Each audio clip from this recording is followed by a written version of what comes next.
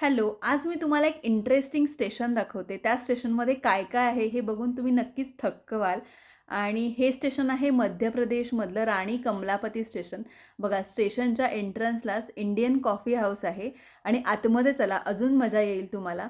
बरं, इथेच ना कॉर्नरला त्यांनी एक एम-पी टुरिझमचं छान दाखवलंय आणि त्याच्यानंतर या स्टेशनवरती स्पा पण आहे. म्हणजे स्पा आणि सलोन आहे. म्हणजे जर तुम्हाला तुमची ट्रेन लेट असेल किंवा टाईमपास काही पाहिजे असेल तर मस्त तुम्ही फेशियल घेऊ शकता, मसाज घेऊ शकता, स्पा घेऊ शकता.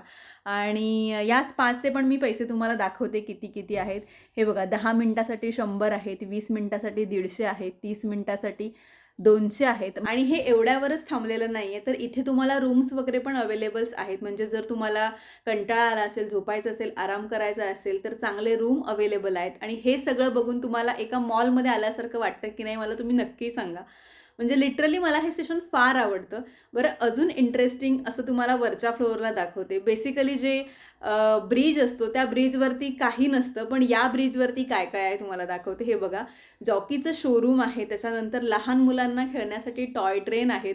बरं, अजून कार वगैरे आहेत, म्हणजे लहान मुलांचा पण छान टाईमपास होऊ शकतो, ते लोक रमू शकतात. आणि इकडे वेगवेगळ्या प्रकारचे स्टॉल्स आहेत, म्हणजे खेळण्यांचे आहेत, त्याच्यानंतर फूड काउंटर आहेत. आणि बसण्यासाठी बघा, कारण नॉर्मली आपण स्टेशनला जातो, बसायला व्यवस्थित जागा नसते, कुठेतरी बसायचं किंवा वेटिंग रूमला कारण वेटिंग रूमशिवाय आपण दुसरीकडे वेळ पण नाही घालवू शकत, बोर होतो. पण या स्टेशनला असं नाही आहे. म्हणजे तुम्ही मस्त खाऊ शकता, फिरू शकता, शॉपिंग करू शकता, लहान मुलं छान एन्जॉय करू शकतात. आणि हे लोक एवढ्यावरतीच थांबलेले नाही आहेत, तर इकडे बॅगचं वगैरे पण शॉप आहे. कधी कधी आपली बॅग हेवी होते, सामान जास्त होतं, बॅग तुटते, तर आपण इथून लगेच मस्त शॉपिंग करून नवीन बॅगमध्ये सामान ठेवू शकतो. आणि हे बघा, इथे एक इंटरेस्टिंग गोष्ट आहे, ती म्हणजे मस्त मसाज चेअर आहेत त्यांच्याकडे. 3 मसाज चेअर आहेत आणि चार्जेस पण जास्त नाही आहेत. म्हणजे तासावरती ते लोक पैसे घेतात, अर्धा तास 1 तासाच्या अंदाजावरती. आणि मी त्यांना पैसे विचारले नाहीत, कारण माझी ट्रेन येत होती म्हणून.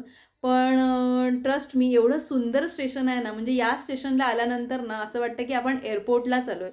म्हणजे साफसफाई बघा, किंवा स्टेशन म्हटलं ना की एक वेगळीच इमेज तयार होते आपल्या मनामध्ये. म्हणजे लोक एवढी घाण करतात स्टेशनवरती, इकडे तिकडे थुंकणं वगैरे, पण इथे हे जाणवत नाही. अगदी साफसफाई, चकाचक असं स्टेशन आहे हे. आणि मध्य प्रदेशमध्ये स्टेशन आहे हे. मी महाराष्ट्रातली आहे, त्याच्यामुळे मी तिकडचे पण खूपसे स्टेशन बघितलेत, इकडचे बघितलेत.